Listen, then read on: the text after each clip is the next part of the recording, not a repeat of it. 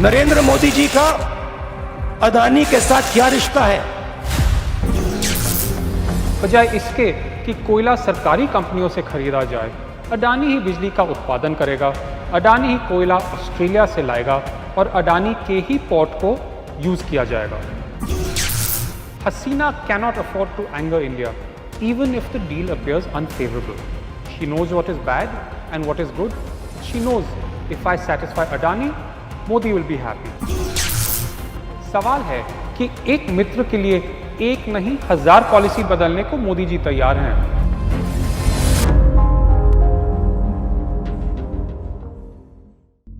हमने पिछले वीडियोस में समझाया था कि अडानी महाघोटाले ने महंगाई कैसे बढ़ाई है, बेरोजगारी कैसे बढ़ाई है और LIC और SBI जैसी संस्थाओं को बर्बाद कैसे किया है। अब देखते हैं कि भारत के प्रधानमंत्री नरेंद्र मोदी ने अडानी को विदेश में प्रोजेक्ट दिलाने को ही कैसे विदेश नीति बना दिया। और जब चीन और पाकिस्तान सरहद पे अशांति का माहौल बना रहे हैं, ऐसे समय पर सिर्फ अडानी का व्यापार बढ़ाना कहीं ना कहीं दुनिया के इस हिस्से में हमारे प्रभाव को कम कर रहा है। भारत के 7 पड़ोसी देशों के साथ आज मोदी जी का संबंध अडानी के प्रोजेक्ट तक सीमित रह गया है। कई वर्ष पहले जब बांग्लादेश में बिजली की कमी थी, डॉक्टर मनमोहन सिंह ने सरकारी NTPC को एक बड़ा अवसर दिया था बांग्लादेश के बागरहाट जिले में एक 1320 मेगावाट पावर प्लांट लगाने का, और इसका कोयला, याद रखिए, टेंडर के माध्यम से खरीदा गया। लेकिन जब बांग्लादेश को और भी बिजली की जरूरत पड़ी, 6 जून 2015 को मोदी जी ने हर बार की तरह सरकारी कंपनी को साइडलाइन करके अपने मित्र अडानी को एक नया कॉन्ट्रैक्ट दिलाया। इसके दौरान झारखंड के गोड्डा जिला में एक 1600 मेगावाट पावर प्लांट बनाएगा। बजाय इसके कि कोयला सरकारी कंपनियों से खरीदा जाए, अडानी ही बिजली का उत्पादन करेगा, अडानी ही कोयला ऑस्ट्रेलिया से लाएगा और अडानी के ही पोर्ट को यूज किया जाएगा। ये देखा आपने कैसे मोदी जी की बदौलत अडानी की 4 कंपनियों को, चाहे कोयला या शिपिंग या पोर्ट या बिजली, एक साथ इतना बड़ा बिजनेस मिला। अब आप शायद सोच रहे हो कि अगर बांग्लादेश राजी हो गया तो हमारा इससे क्या लेना देना। पहली बात यह है, जो बांग्लादेश के पावर रेगुलेटर के पूर्व डायरेक्टर जनरल BD रहमतुल्लाह ने कहा, हसीना cannot afford to anger India, even if the deal appears unfavorable. She knows what is bad and what is good. She knows if I satisfy Adani, Modi will be happy. मतलब सिर्फ हिंदुस्तान की ED और CBI को नहीं, बांग्लादेश के प्रधानमंत्री को भी पता है कि अडानी को खुश रखो तो मोदी जी अपने आप खुश हो जाएंगे। मोदी सरकार की भ्रष्ट सच्चाई अब पूरी दुनिया जानती है। भारत के बदनाम होने से एक दूसरी कठिनाई है, अपने मित्र को मोदी जी फायदा तो पहुंचा रहे हैं, लेकिन बांग्लादेश को यह भी लग सकता है कि उनका शोषण हो रहा है। बांग्लादेश हमारा वो दोस्त है जो हमेशा हमारे साथ खड़ा रहा है, और आज सिर्फ एक मित्र को फायदा दिलाने के लिए मोदी जी एक ऑल वेदर एलाय को कहीं पाकिस्तान और चीन के ज्यादा करीब तो नहीं ला रहे हैं। वैसे अडानी के गोड्डा प्रोजेक्ट से झारखंड को भी नुकसान पहुंच रहा है।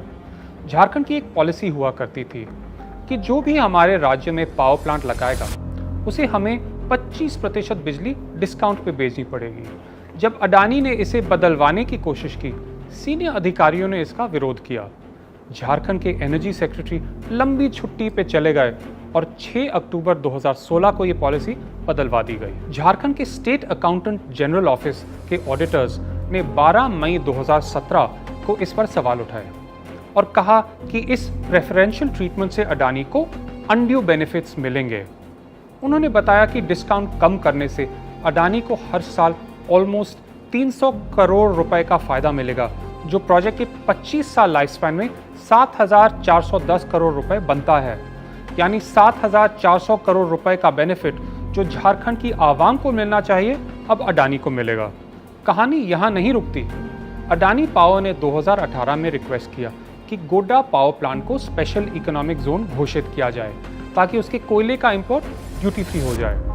केंद्रीय कॉमर्स मिनिस्ट्री ने मना किया क्योंकि गाइडलाइंस के मुताबिक एक पावर प्लांट अकेला SEZ नहीं घोषित किया जा सकता। लेकिन अचानक 9 जनवरी 2019 को जादू हुआ और कॉमर्स मिनिस्ट्री ने गाइडलाइंस बदल दिए।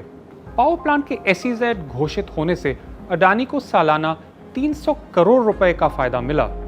सवाल है कि एक मित्र के लिए एक नहीं 1000 पॉलिसी बदलने को मोदी जी तैयार हैं। और अगर इसमें आपको भी लूटा जाए तो उससे भी मोदी जी को कोई आपत्ति नहीं।